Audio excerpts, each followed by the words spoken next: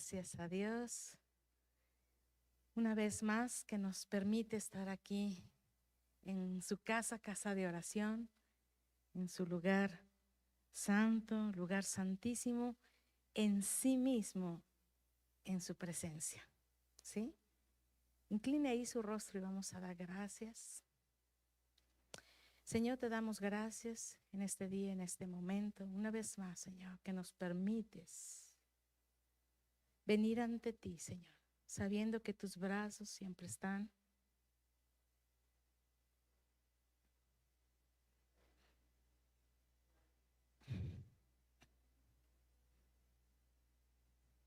abiertos para nosotros, Señor.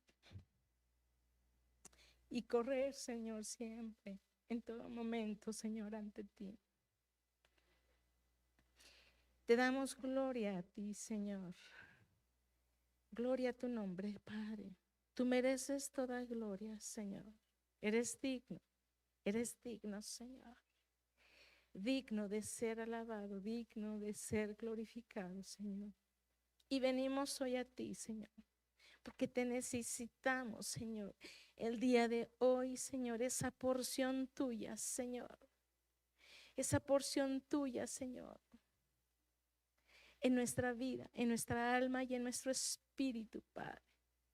Jesús, Espíritu Santo, llena una vez más nuestras vidas, Señor, de ti, tu presencia misma, tu persona, Señor, en nuestras vidas, Señor, haciendo la obra, Padre. Padre bendito, en nosotros, en nuestras familias. Y queremos, Señor, hoy con nuestra garganta, con nuestras palabras, con nuestro corazón, con nuestro entendimiento, Señor, alabarte, adorarte y darte gracias, Señor, porque tenemos ese favor inmerecido, esa gracia y tus muchas misericordias y piedades para con nosotros, Señor. Tomando a bien, Señor, nuestras vidas, Señor, y amándonos como tú nos has amado, Señor. Gracias, bendito Dios, por ese sacrificio que hiciste por nosotros y haber derramado, Señor, para nosotros, Señor, tu sangre preciosa, la cual nos ha limpiado, nos ha lavado, y esa sangre es la que nos trae la paz, la que nos trae la limpieza, la purificación, la santidad. Preciosa es tu sangre, Señor. Preciosa es tu sangre, Señor, la cual no merecíamos ni merecemos, Señor, pero es la única que nos limpia de todo pecado, Señor. Y te damos gracia y cantamos a ti, Señor, y damos toda adoración, porque tú mereces toda gloria, Señor, porque tú eres digno, Señor. Espíritu Santo, Espíritu Santo, ven a nuestras vidas, Señor. Gracias, bendito Dios. Amén. Amén. Póngase de pie, por favor, y vamos a cantar al Señor en este momento, en este día.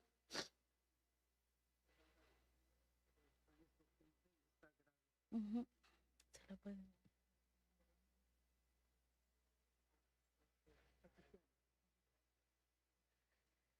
Vamos a dar gracias al Señor, además de todo lo que Él nos ha dado.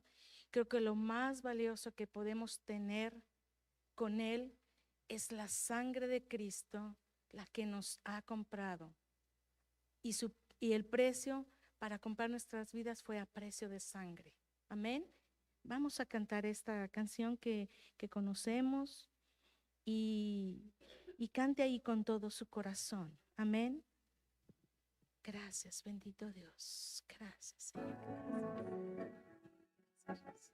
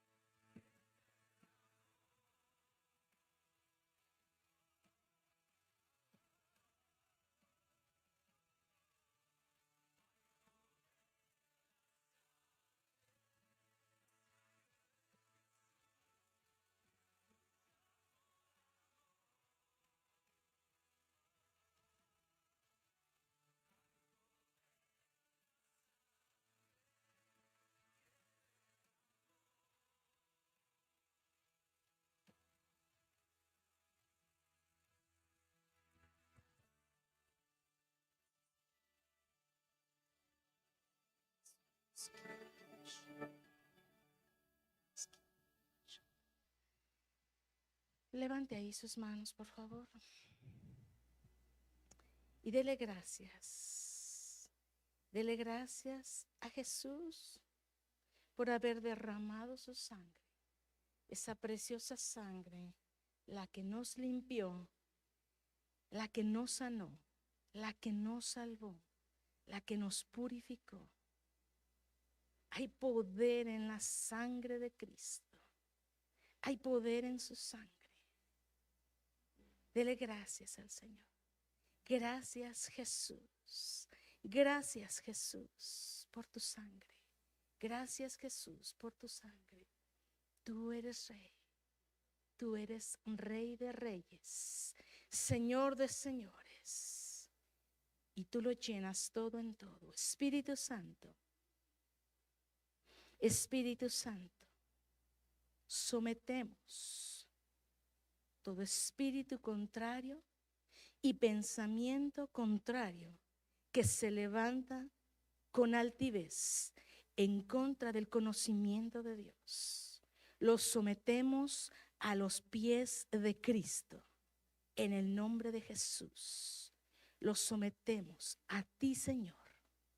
Y te pedimos, Espíritu Santo, nos traigas la revelación, la palabra rema, Señor, para poder entender y comprender a través del poder y gloria de tu Santo Espíritu en el nombre de Jesús, el poder comprender la sangre de Cristo, la sangre de Cristo, el poder que tiene y actúa en nosotros. En el nombre de Jesús, ayúdanos a comprender lo que hoy nos traes a través de tu palabra. Habla, Señor, a nuestra mente, a nuestro corazón, a nuestro espíritu, a cada parte de nuestro cuerpo, Señor. Háblanos, Espíritu Santo, y tome el control total y absoluto de nuestras vidas, Señor, para hoy recibir esa porción tuya en el nombre de Cristo Jesús. Amén, amén. Puede tomar su lugar y vamos a ver, precisamente el tema es la sangre de Cristo, ¿sí? Vamos a ver la sangre de Cristo. En una ocasión escuché ahí que estaban hablando de la sangre de Cristo y una hermana comenta y dice que a veces lo tomamos como un fetiche o algo que como si fuera una situación de poder. Y bueno, ahí se hizo un poquito de estar comentando. Y a veces no solamente es hablar por hablar, sino tenemos que hablar conforme a la palabra de Dios y sobre todo estas cosas que son espirituales, como dicen Corintios, se comprenden a través del Espíritu Santo. Amén. Porque es el único que nos puede dar la revelación del Espíritu Santo. Cuando a veces decimos la sangre de Cristo, el hecho de pronunciarla, decir la sangre de Cristo, tenemos que entender a veces el por qué la estamos pronunciando. Y quiero que levante su mano. Escuche bien, quiero que levante su mano. Las personas que tendrían miedo de decir la sangre de Cristo por alguna cosa. ¿Quién le daría miedo?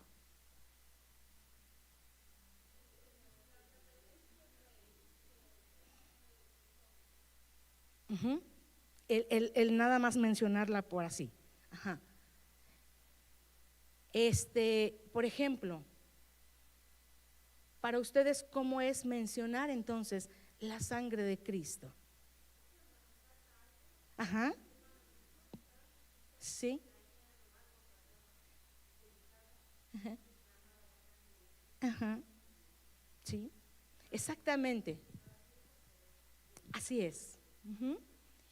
Y de verdad no debemos de tener temor el creer primeramente en el poder de la sangre de Cristo. Y cuando comprendemos verdaderamente lo que es la sangre de Cristo, vamos a entender, como ahorita dijo la hermana Carmen, cuando su niño se caía y decía y clamaba, hay poder en la sangre de Cristo, vamos a ver qué es ese poder que actúa en nosotros cuando creemos el efecto que hace en nosotros la sangre de Cristo.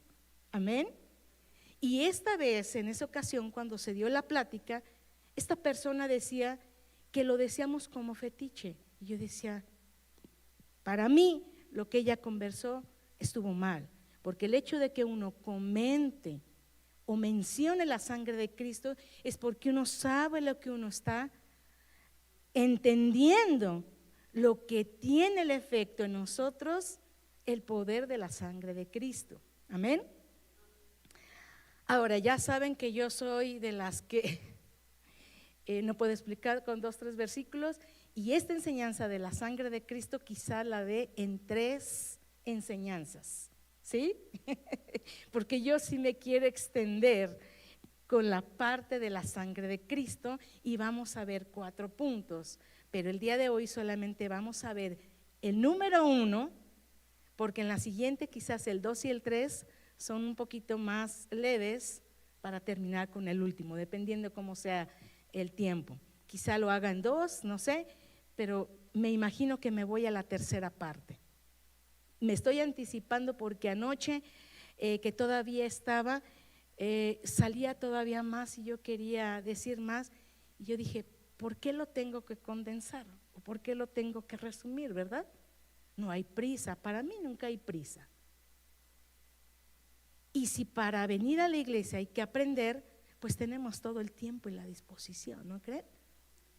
Y si para estar entendiendo esto y hay que desmenuzarlo despacito, y bien finito, pues lo podemos hacer con el tiempo. Amén.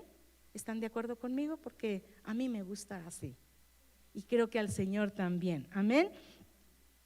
Entonces vamos a ver que la sangre de Cristo es uno de los temas centrales en toda la Biblia. Desde Génesis hasta Apocalipsis, Dios muestra que la única manera de alcanzar perdón,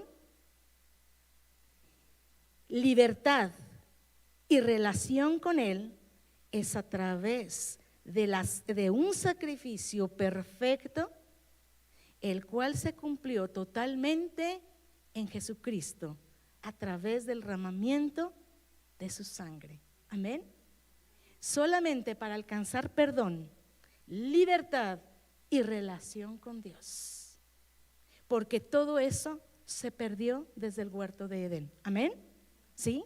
Entonces, lo primero que vamos a ver en el Antiguo Testamento, como dije, que los temas centrales en la Biblia, que es la sangre de Cristo, Dios les advirtió que la vida estaba ¿en dónde?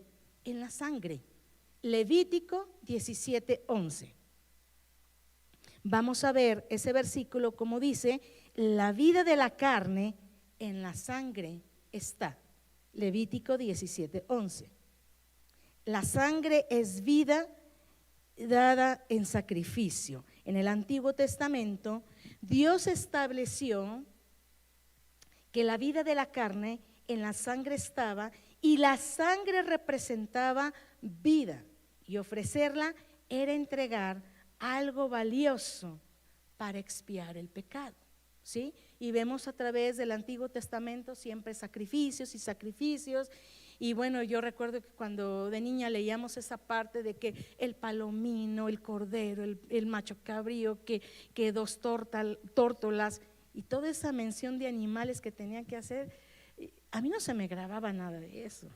Y hasta el día de hoy lo puedo leer y yo no sé cómo tenían, a lo mejor pues sí, tenían que ir con el sacerdote y decirle, pues cometí este pecado y este pecado, y entonces el sacerdote le tenía que decir qué tipo de sacrificio tenía que hacer. Si nada más eran dos palomitas, un palomito, o si era el cordero, qué sé yo, ¿sí? Pero era lo que menciona ahí en el Antiguo Testamento, ¿sí? Pero todos esos sacrificios solamente eran temporales, pero todo apuntaba para algo mayor. Sabemos, ¿no? Todo eso apuntaba para algo mayor, porque aunque Dios siempre nos fue, desde el Antiguo Testamento, todo nos fue enseñando esa parte para llevarnos a la parte de Cristo, porque todo es sombra de Cristo. Todo eso les iba enseñando al pueblo, porque para ellos o para nosotros iba a ser Jesucristo. Todo apuntaba a Jesucristo. Y el primer punto que vamos a ver, la sangre de Cristo es el cumplimiento del plan de Dios en nuestras vidas, o del mundo entero, ¿sí? De toda la humanidad. Pero la sangre de Cristo era el cumplimiento, es el cumplimiento del plan de Dios, ¿sí? Número 1. Jesús ofreció su sangre como sacrificio perfecto. Él fue el último sacrificio.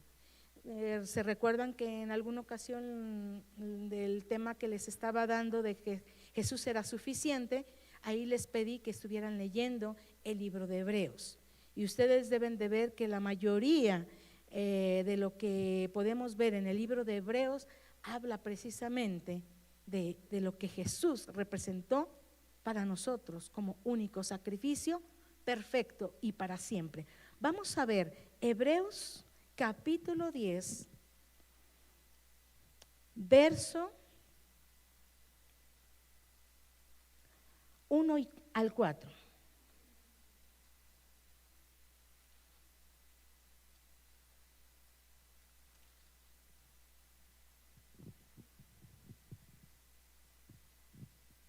¿Sí? La sangre de Cristo en el cumplimiento del plan de Dios Ahí es donde vemos que se establece la conexión del Antiguo Testamento con el Nuevo Testamento.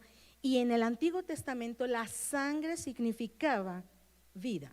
Vamos a ver Hebreos 10, versículo 1 al 4.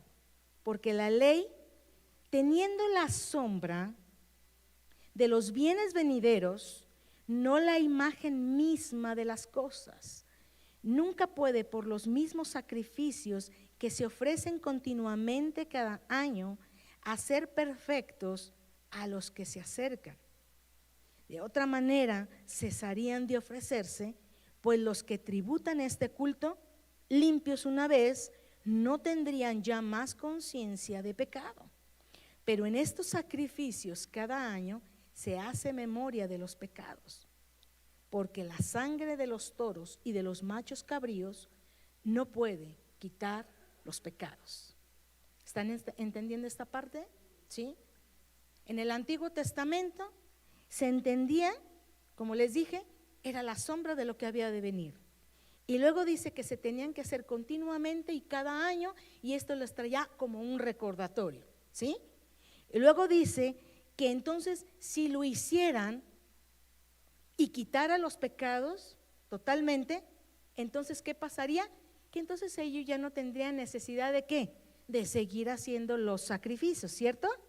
Porque entonces cesarían y se considerarían limpios una vez y ya no tendrían más conciencia de pecado, ¿cierto? Ya no la tendrían porque dirían, pues ya estoy limpio. Pero ellos estaban conscientes que esa sangre no los limpiaba. Tenían que estarlos haciendo constantemente. Vamos a suponer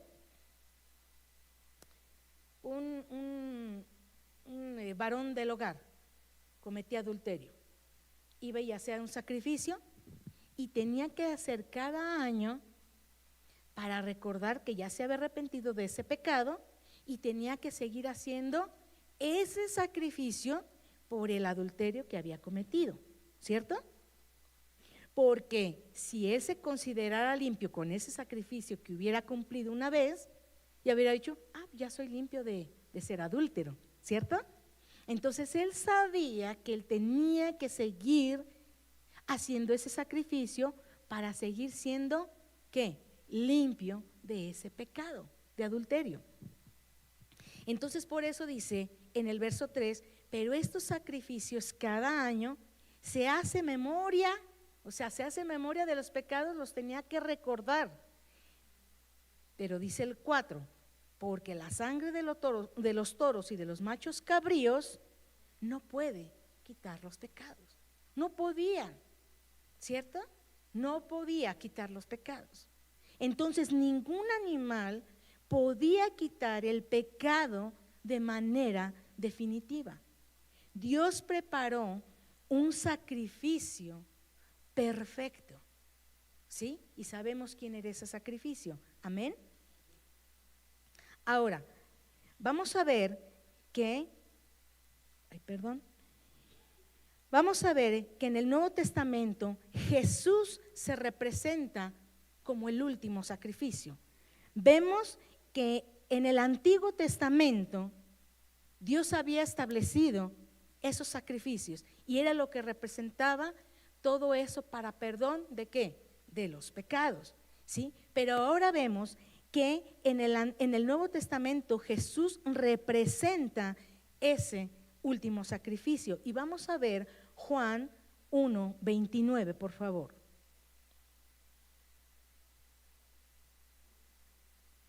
Juan 1:29.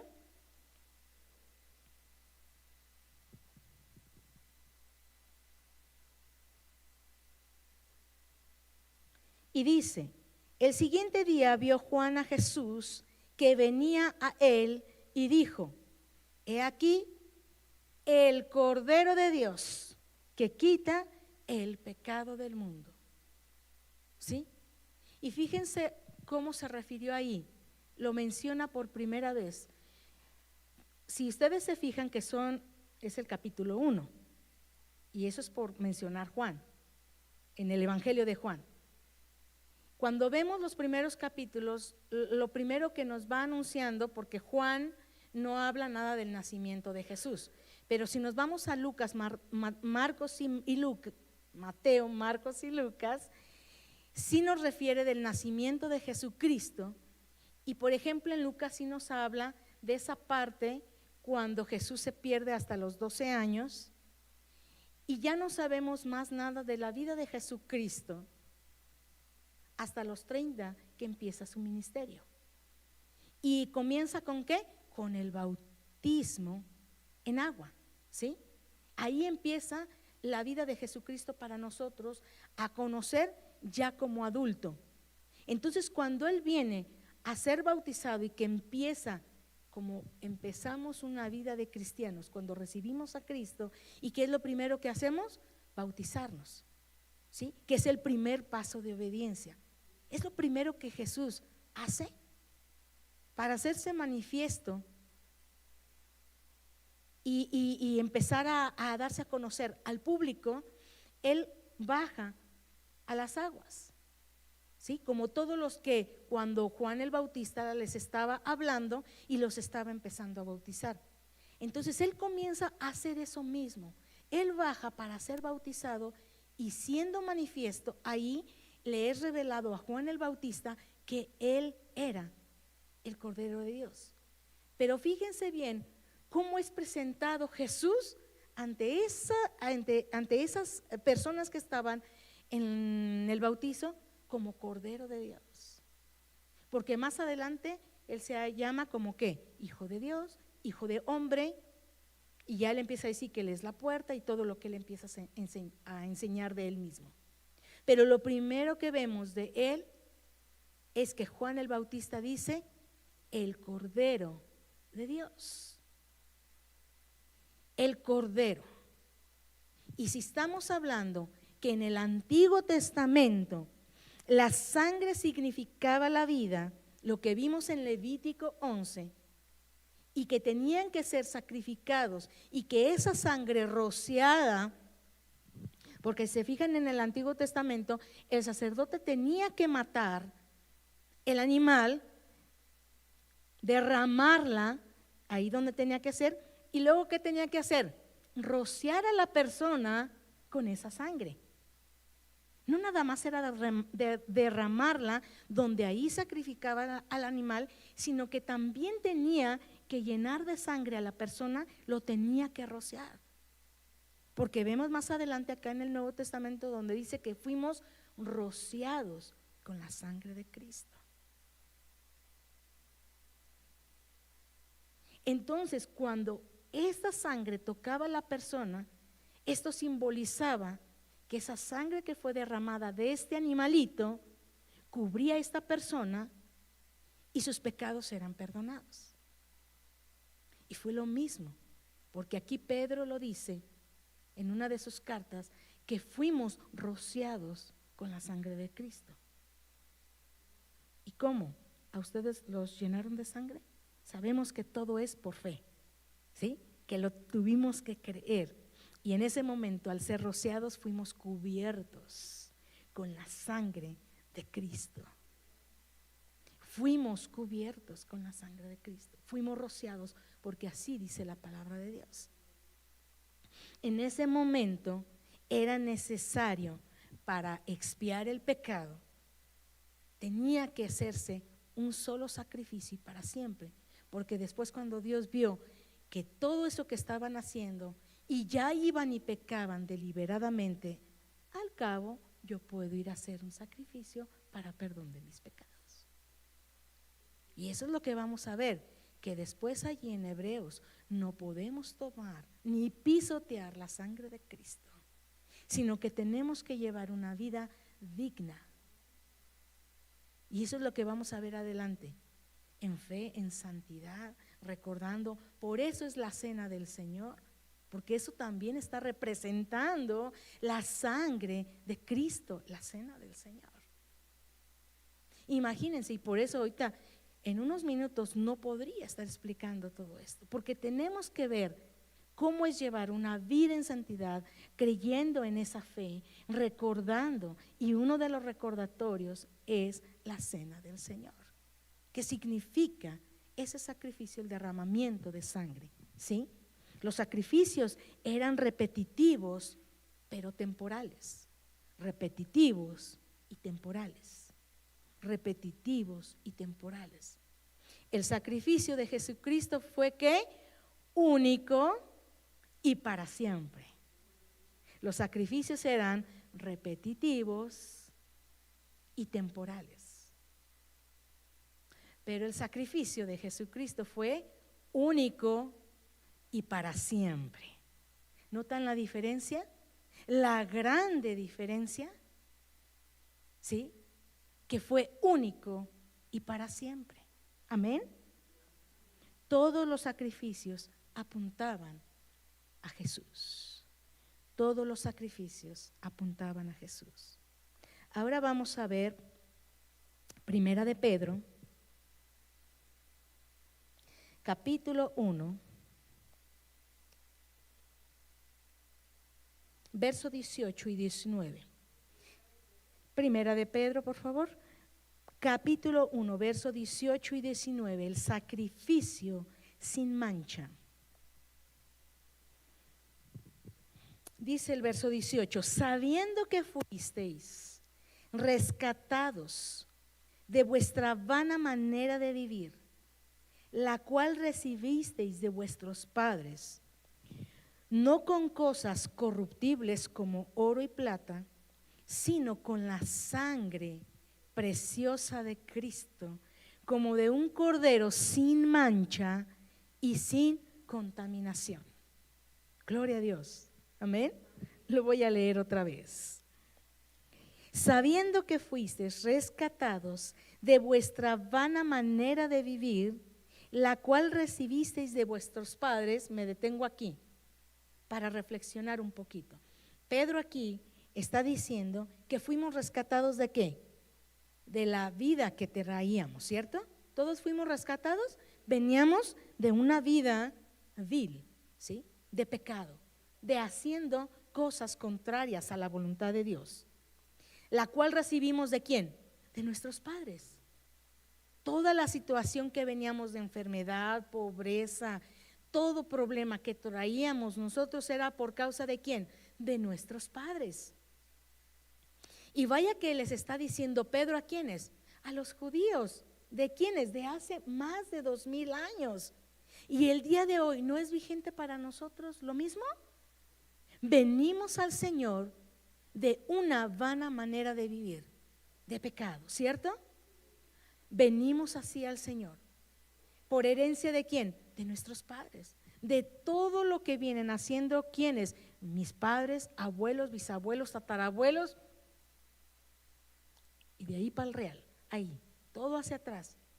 Pero sabemos que se considera de cada cuarta generación. Pero cada cuarta generación, pues es lo mismo, ¿no? Y vienen maldiciones tras maldiciones, iniquidades y pecados, de herencia incorruptibles, de maldad que nos han sido heredados por nuestros padres, ¿sí? Y dice, no con cosas corruptibles. Y fíjese, lo relaciona como el oro y la plata. Y para nosotros, ¿qué es oro y plata?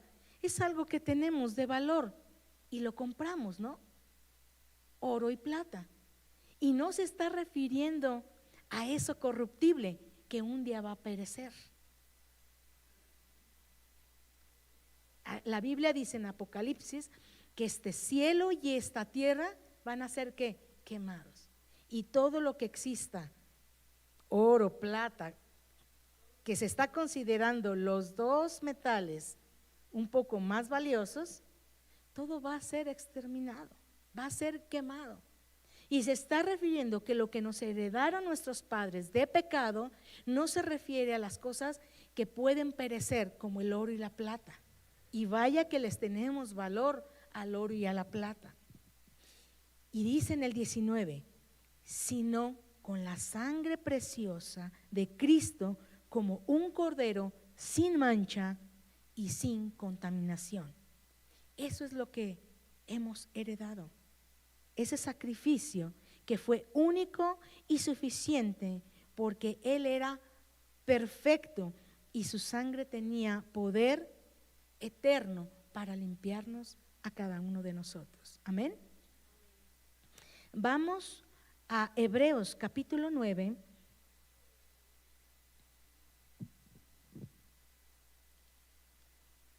Si se fijan, estoy tomando porciones de Hebreos y les estoy dando de versículos, 3, 4 versículos que estamos, y solamente son porciones, pero lean tan solamente los primeros capítulos de Hebreos, vean cómo empieza hablando. Léanlo por favor, el libro de Hebreos, para que puedan ir entendiendo más ahorita de lo que vamos a estar hablando de la sangre de Cristo. Amén. Vamos ahí, Hebreos capítulo 9, verso 11 al 14. Pero estando ya presente Cristo, sumo sacerdote de los bienes venideros, por el más amplio y más perfecto tabernáculo, no hecho de manos, es decir, no de esta creación, y no por sangre de machos cabríos ni de becerros, sino por su propia sangre, entró una vez y para siempre en el lugar santísimo, habiendo obtenido eterna redención. Porque si la sangre de los toros y de los machos cabríos y las cenizas de la becerra, rociadas a los inmundos, santifican para la purificación de la carne. ¿Se acuerdan que les dije que eran rociados? Fíjense bien como dice el 14, cuánto más la sangre de Cristo, el cual mediante el Espíritu eterno se ofreció a sí mismo sin mancha a Dios, limpiará vuestras conciencias de obras muertas para que sirváis al Dios vivo. ¿Sí? Aquí lo está diciendo otra vez en Hebreos. En el 13 dice que si la sangre de machos cabríos y todas las cenizas, todo eso, eran rociados a los inmundos, a los que cometían pecados, santificaban, se consideraban santificados y purificados de la carne. Ellos sí se consideraban así, porque era lo que Dios les había mandado, ¿cierto? Ellos sí se consideraban. Entonces aquí el autor de Hebreos, porque no sabemos quién es, aunque suena mucho como Pablo, y le atribuyen a Pablo Hebreos, pero no sabemos quién es el autor, hace la pregunta que si ellos se consideraban santificados y purificados, dice, ¿cuánto más nosotros no nos hemos de considerar santificados y purificados y justificados y limpiados de todo pecado con la sangre de Cristo?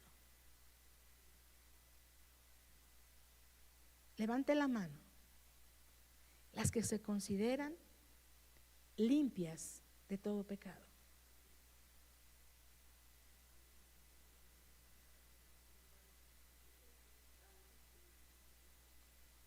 Limpiada de todo pecado.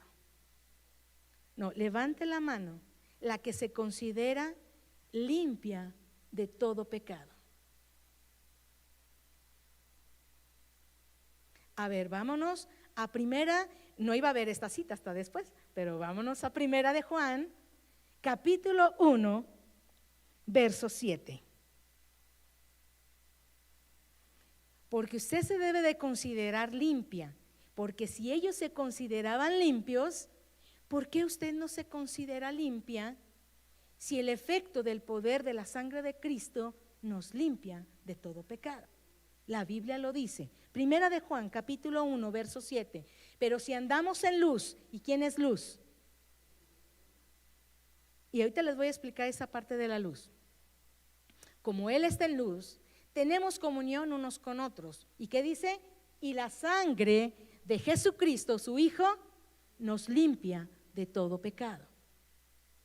Entonces, ¿usted es limpia de todo pecado? Levante la mano la que se considera limpia de todo pecado. Lo tiene que creer, porque la palabra de Dios lo dice. Y si usted no crea la palabra de Dios, que es lo que vamos a ver, que esto, el efecto del poder de creer en la sangre de Cristo es por fe también. La sangre de Jesucristo, su Hijo, nos limpia de todo pecado. Y por eso nos lleva a tener una vida en santidad.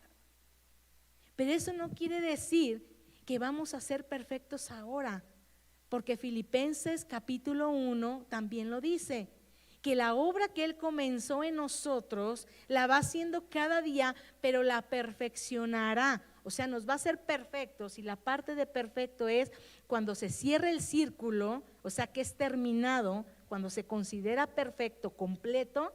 Dice, ¿cuándo es? Hasta el día de Jesucristo. Y cuando se refiere hasta el día de Jesucristo es cuando Él venga o cuando estemos con Él. En ese momento vamos a ser perfectos completamente, se cierra el círculo. Pero ahorita estamos en ese proceso de ese cumplimiento de ser completos. Pero cuando usted está convencida de que Cristo vive en usted y que Cristo, la persona de Cristo está en usted, y que usted lleva una vida digna de agradar a Dios, sabe que el Señor está haciendo la obra en usted y que la sangre de Jesucristo, su Hijo, me ha limpiado y por lo tal soy limpia de todo pecado. Y cada día tenemos que estar a cuentas con el Señor, porque sabemos que cometemos errores. Y es por eso que estamos aquí, para llevar una vida que nos cambie y nos transforme, ¿sí? En la cual tenemos que estar ahí constantemente pidiendo al Señor que nos cambie y nos transforme. No podemos estar hablando, es que mi carácter, pues sí, el carácter de todos es malo, no es bueno, no es el que agrada a Dios. Pero si no dejamos que la persona de Cristo actúe en nosotros, va a seguir saliendo mi carácter. Pero es donde yo tengo que hacer que la carne se someta ¿a qué? Al Espíritu. Y ese es el trabajo que tenemos que tener día con día, llevando la cruz cada día. Y eso es difícil. Acabo de oír en estos días a un predicador que estaba diciendo, ¿qué será más fácil? ¿Vivir una vida en Cristo o morir por Cristo?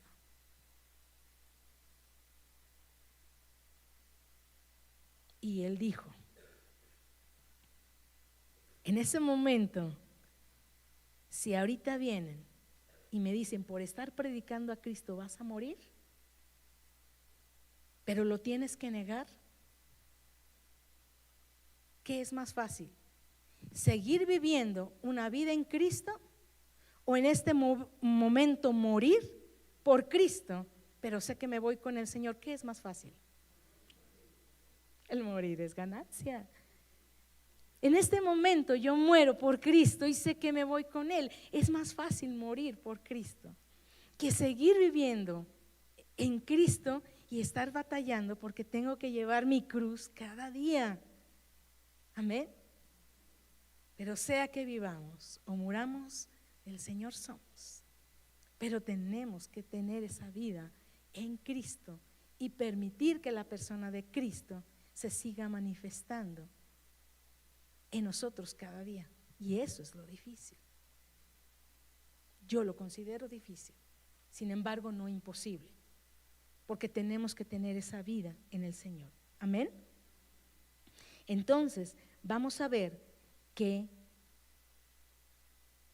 esa parte, cuando habla del lugar santísimo, Y con esto voy a terminar para explicar y voy a dejar mencionado el número 2 para terminar, que es el tiempo que tengo justo.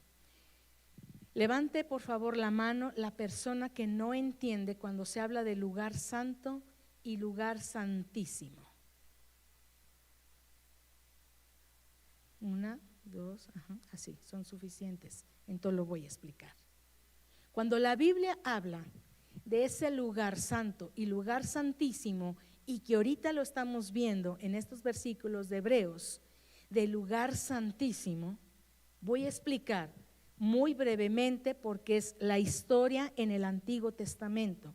Cuando el pueblo de Israel sale al desierto y que tenían que tener ese lugar de congregación para reunirse, a adorar al Señor, y que se empieza a hacer toda esta situación, que como estaban cometiendo pecados, es cuando Dios empieza a establecer, que desde antes ya le había dicho a Moisés y a su hermano Aarón, que él iba a ser de la línea de los sacerdotes, su hermano Aarón, él era el que iba a estar como de intermedio entre el pueblo y Dios, la línea de los sacerdotes.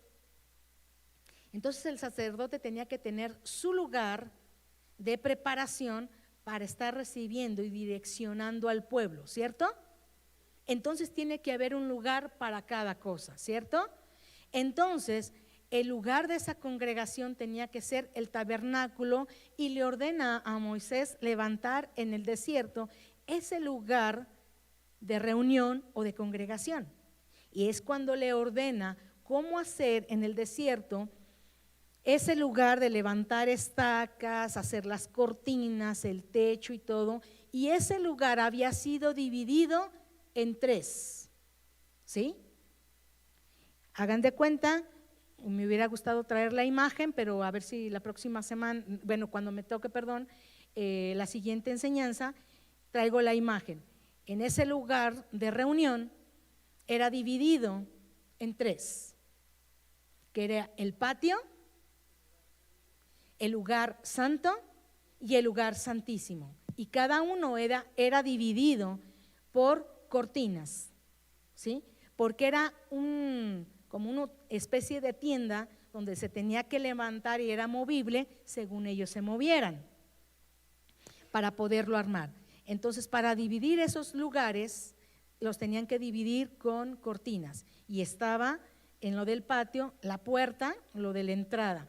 Ahí en el Antiguo Testamento pueden ver cómo está establecido que en el patio lo que tenía que estar, la fuente donde tenían que lavar, todo lo de los sacrificios, todo ahí el altar del sacrificio donde mataban todos estos animalitos, y toda esa situación donde las personas tenían que llegar allí con el sacerdote para hacer todo ese sacrificio en el patio, ¿cierto? ¿Sí? ¿Van entendiendo? Entonces, la primer división donde estaba esa cortina daba acceso al lugar santo, al lugar santo. Pero ese lugar santo solamente ya podía entrar el sacerdote y los levitas. Ya las personas no podían entrar, solamente hasta el patio. Pero en el lugar santo sí podían entrar los levitas y el sacerdote. Y ahí los levitas era donde estaba la mesa de la mesa de los panes de la propiciación, el candelero, el incensario y todos los cubiertos que Dios les había indicado a los sacerdotes que pusieran, porque todo eso tiene una representación hoy para nosotros, ¿sí? Que es, por ejemplo, lo del incienso, ¿qué es? Nuestras oraciones. El incienso era el humo, el olor que tenía que despedir. Para hoy nosotros son las oraciones. Y bueno, eso ahorita no lo voy a explicar. Ese lugar santo tenía acceso solo el sacerdote y los levitas, porque los levitas tenían que ir a llevar el pan, lavar los utensilios, prender el candelero, etcétera. Pero había, gracias Fede, aquí me está ayudando Fede. Entonces en el lugar santo Ahí vemos que está el candelero, la mesa de los panes, los utensilios de la propiciación y todo. El sacerdote tenía que tener también cierta vestidura. Eso también representa para nosotros la vestidura, el testimonio que debemos llevar. La vestidura es el testimonio. Y el incensario, que es lo que lleva, donde tenían que quemar el incienso. Ahí después del lugar santo, allá vemos arriba cómo es el patio donde tenían que hacer los sacrificios, daba el acceso al lugar santo y lugar santísimo, y vemos donde allí podían entrar hasta los levitas, pero donde estaba la última cortina que daba acceso al lugar santísimo, ahí ya no podía entrar nadie más que el sacerdote, porque ahí adentro estaba el arca del testimonio, donde se encontraban las evidencias de lo que venían viviendo durante el desierto, como era el maná, la vara de Aarón, las tablas de los 10 mandamientos, ¿sí? Y ahí estaban esas evidencias, pero eso representaba lo que Dios había hecho con ellos y la presencia misma de Dios. Allí estaba la presencia de Dios, pero nadie podía tener acceso a ese lugar porque era el lugar santísimo. Ya no era el lugar santo, sino santísimo. Y ahí el sacerdote, para entrar, no podía entrar nada más así. Él también tenía que tener su propia purificación y su propia redención de pecados. En el momento que una persona iba, vamos a suponer, cada uno tenemos nuestras propias vidas y podemos, a lo mejor la vida que lleva mi hermana Patti y las actividades que ella tenga con las que yo tengo, puede diferir en los errores que yo pueda cometer con los de ella. Lo mismo el sacerdote. Entonces, aunque en ese momento una persona iba para redimir sus pecados, también estaban los propios pecados ¿de quién? Del sacerdote.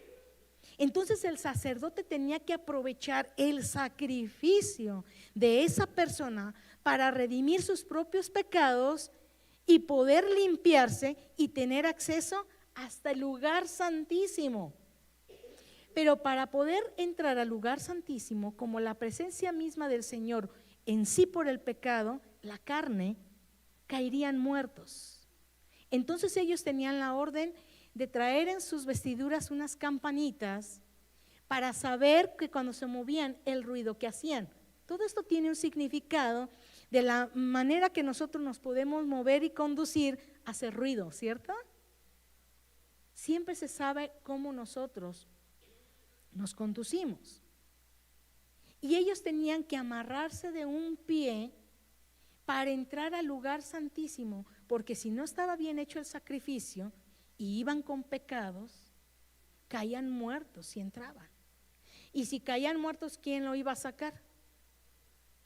Si nadie podía entrar, porque los que entraban igual iban a caer muertos. Entonces lo único que hacían era jalarlo.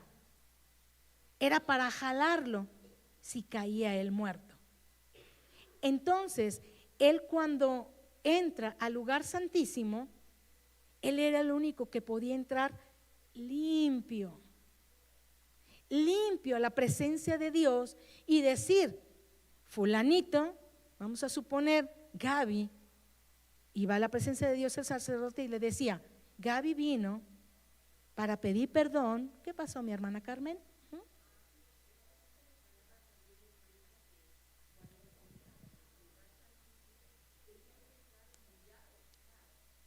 Arrastrándose, sí.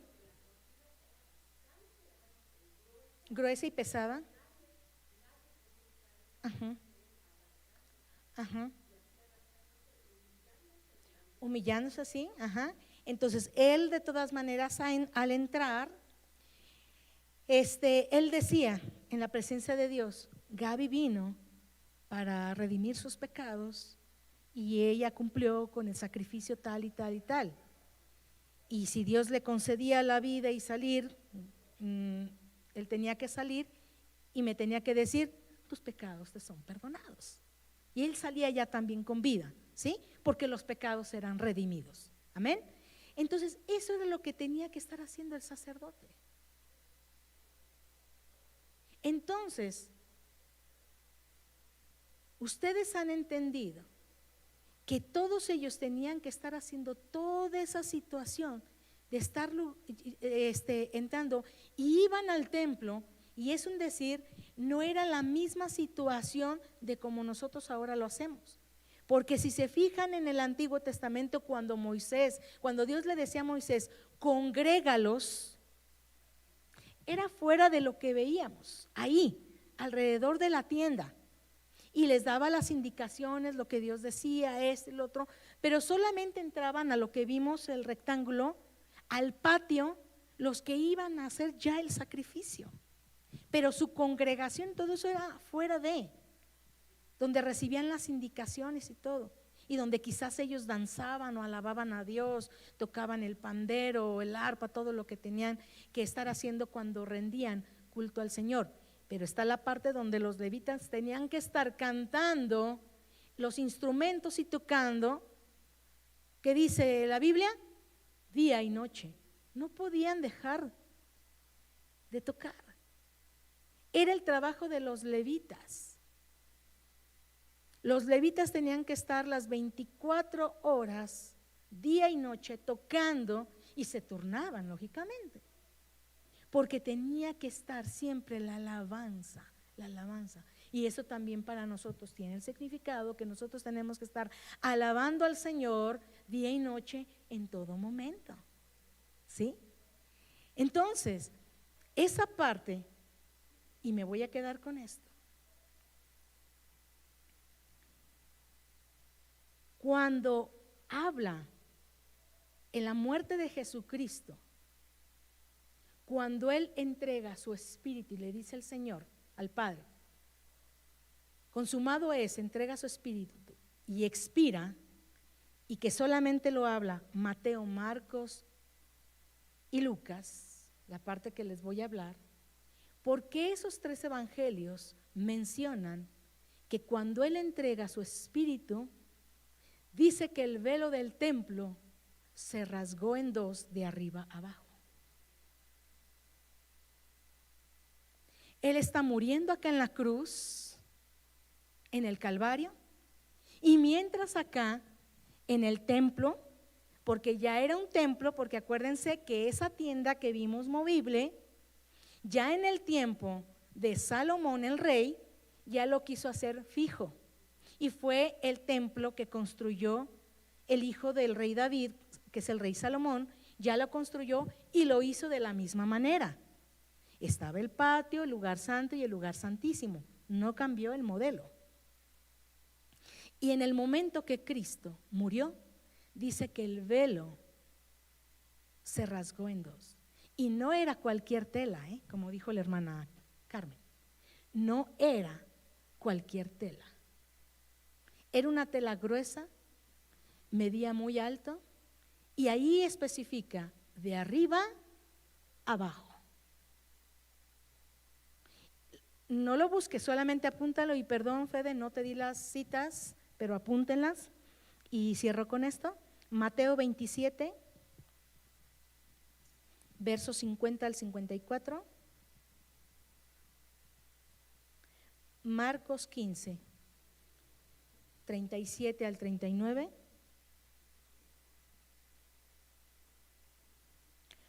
Lucas 23, 43 al 46.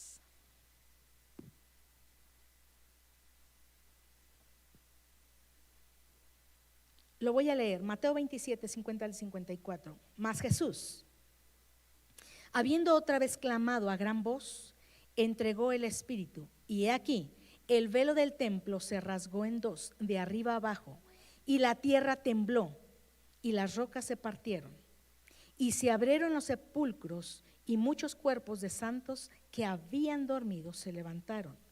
Y saliendo de los sepulcros, después de la resurrección de él, vinieron a la santa ciudad y aparecieron a muchos.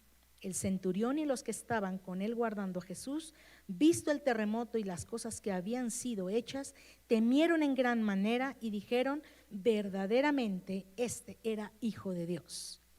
Mateo es el que da la referencia, aún ninguno de los evangelios, de que aún cuando tembló, las rocas se partieron y los sepulcros fueron abiertos y muchos resucitaron. Dice muchos de ellos, o sea, no fueron cualquiera los que resucitaron. Muchos de ellos, o sea, los que ya habían creído, o sea, que eran hijos de Dios. Pero empieza diciendo, entregó el Espíritu, y en el 51 dice: he aquí, el velo del templo se rasgó en dos, de arriba abajo, y menciona del temblor, de las rocas y todo esto. En Marcos 15, del 37 al 39 dice: mas Jesús, dando una gran voz, expiró. Entonces el velo del templo se rasgó en dos, de arriba abajo, y es todo lo que menciona Marcos, lo del velo. Él no da otras especificaciones porque enseguida en el 39 dice que el centurión que estaba con él es el que menciona verdaderamente este era el Hijo de Dios. Y solamente Marcos menciona lo del velo, no da otra referencia que pasó a la muerte de Jesucristo. Pero Lucas, en el 23 del 43 al 46, fíjense lo que menciona Lucas. Entonces Jesús le dijo: de cierto te digo que hoy estarás conmigo en el paraíso. Cuando Jesús le dice antes de morir esto al malhechor, en el 44 dice: cuando era como la hora sexta, hubo tinieblas. ¿Sí? Lucas es el que menciona de las tinieblas, Mateo fue el que dijo de las resurrecciones de estas personas, pero aquí Lucas dice: cuando era como la hora sexta, hubo tinieblas sobre toda la tierra hasta la hora novena. O sea, fueron 3 horas, de la sexta a la novena hubo tinieblas, y el sol se oscureció y el velo del templo se rasgó por la mitad. Entonces Jesús, clamando a gran voz, dijo: Padre, en tus manos encomiendo mi espíritu. Y habiendo dicho esto, expiró. Ahora, ¿por qué les estoy mencionando del velo? Y es aquí algo que a mí me conmueve muchísimo. Y saben que soy bien llorona, pero a mí me conmueve muchísimo. ¿Ustedes están entendiendo por qué el velo se rasga en dos? Nadie podía romper esa tela. Entonces el poder del Espíritu Santo lo rompe, porque si el sacerdote, hasta que no hacía un sacrificio, tenía acceso, el momento que lo parte en dos y permitir que haya un acceso, nos está dando la entrada a ese lugar santísimo con el sacrificio de Jesucristo, y que podemos entrar, aunque yo tenga un pecadillo, aunque yo esté llena de pecados, puedo venir ante la presencia del Señor, y el Señor me recibe con los brazos abiertos y me perdona. Como en ese momento permitió que la mujer adúltera la tocara, cuando una mujer adúltera no podía tocar a nadie, y cuando le enjuga los pies con ese perfume, ¿qué le dice a donde había llegado a la casa? Dice: tú nunca me diste para lavarme los pies, y esta mujer todo el tiempo me ha limpiado. ¿Y qué le dice? Tus pecados te son perdonados. A la que querían apedrear también: vete y no peques más. Podemos tener ese acceso directo al Señor y no caemos muertos, porque podemos venir a la presencia de Dios y el Señor nos perdona una y otra vez, porque sabe que cometemos errores. Pero eso no quiere decir que porque hoy me perdonó, mañana con alevosía y ventaja lo vuelvo a hacer. ¿Sí? Y ese es el acceso, lo que representa que el velo se rasgue en dos, porque ya no se tienen que hacer esos rituales, porque iba a ser el único sacrificio, el último sacrificio, y para siempre. Y teníamos que recurrir a la sangre de Cristo. Amén. Y vamos a seguir viendo acerca de la sangre de Cristo, todo lo que conlleva esto. Amén. Les dejo el número 2. La sangre de Cristo transforma mi vida. Porque el número 1 que vimos, la sangre de Cristo es el cumplimiento del plan de Dios. Número 2, la sangre de Cristo transforma nuestras vidas o mi vida. Amén. Entonces, incline ahí su rostro, por favor. Y si usted está comprendiendo lo que la sangre de Cristo significa, no como algo que puede ser malo el estarlo pronunciando, no, al contrario. Si usted cree verdaderamente que ha sido rociada, ha sido cubierta, ha sido lavada con la sangre de Cristo, y esto nos da acceso a la presencia de Dios mismo, y la sangre de Jesucristo, su Hijo, me limpia de todo pecado. Dele gracias al Señor. Gracias, Señor, por haberme limpiado de toda mi maldad. Y gracias, Señor, porque la sangre de Cristo me da la libertad, me da la victoria, me da el poder, me ha santificado, me ha sanado, me ha purificado, me ha justificado. El poder de la sangre de Cristo lo hace todo. Gracias, Jesús, por haber tomado mi lugar y por haber dado tu vida en sacrificio en lugar mío. Gracias, Señor. Y todavía te tengo a ti, Señor. Y todavía, después de lo que hiciste por mí, todavía, Señor, estás conmigo. Todavía tu presencia está conmigo, Señor. Gracias, Señor, porque algo que no merecía, tú me lo has dado, Señor. Y te doy gracias, Señor, porque tu sangre es de gran valor en este momento, Señor. Y es la que nos protege, es la que nos limpia, es la que nos da vida, la que nos da la victoria. Y glorificamos tu nombre por la sangre de Cristo. Gracias, Señor, por cada una de mis hermanas, bendito Dios, que en este momento, Señor, tú nos permites sea revelada tu presencia, tu propósito, Señor, en nuestras vidas. Y las bendigo en el nombre de Cristo Jesús. Amén, amén. Que el Señor les bendiga. Amén. Dígame, hermana. Ajá.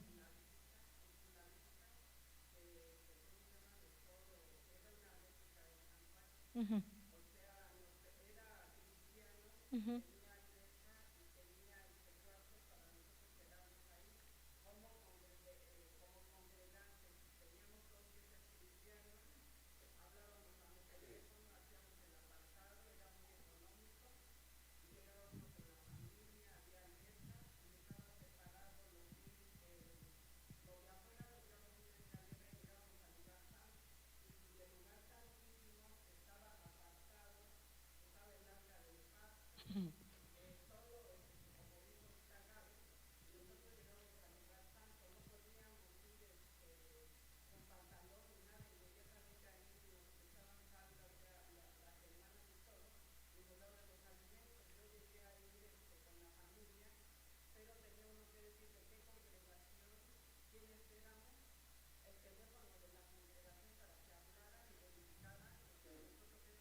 Uh-huh.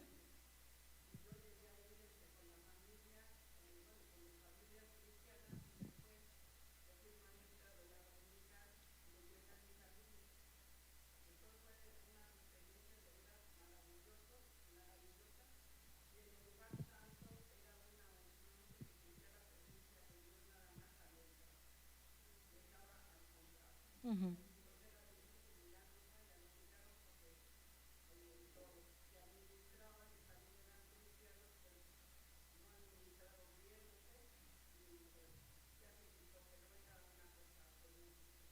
Sí, pero usted sabe que de todas maneras la presencia de Dios misma se puede manifestar ahora en este momento, aunque no tuviera esa situación. Porque nosotros no podemos caer en esa réplica, porque nosotros no podemos judaizar. La Biblia lo dice claramente que no podemos judaizar, y se los dije la otra vez, aun cuando los discípulos, y que censuraron un poquito allí a Pedro, porque él se hacía como los gentiles, y luego estaba con los judíos y se quería hacer como judío, y luego se quería hacer como los gentiles, y le llamaron la atención. Si no me equivoco, es en Hechos 15. Entonces, claro, entonces, y esa es la parte que simboliza totalmente la ruptura del velo, que tenemos acceso a la presencia de Dios, y la presencia de Dios se manifiesta en todo lugar y en nuestras vidas, y no podemos en nada de réplica de judaizar. Y sí, lo puedo imaginar, pero no lo podemos hacer así, porque hay un versículo muy fuerte en Apocalipsis donde no podemos hacer eso. Entonces, sí debemos de tener un cuidado, porque el Señor tiene muy claramente esa parte de los que son su pueblo escogido, como los judíos, que van a tener su parte por haberlos rechazado, y claramente lo dice en Juan ahí 1:12, más a los que me recibieron, a los que creen en mi nombre, les dio potestad de ser hechos hijos de Dios, y como tal, como hijos de Dios, tenemos que hacer como hijos de Dios el haber recibido el sacrificio, porque acuérdense que los judíos rechazaron a Jesús, y lo que nos da acceso al Padre, ¿qué es? El haber recibido a Jesús. Entonces a veces tenemos que tener cuidado cuando se pretende judaizar.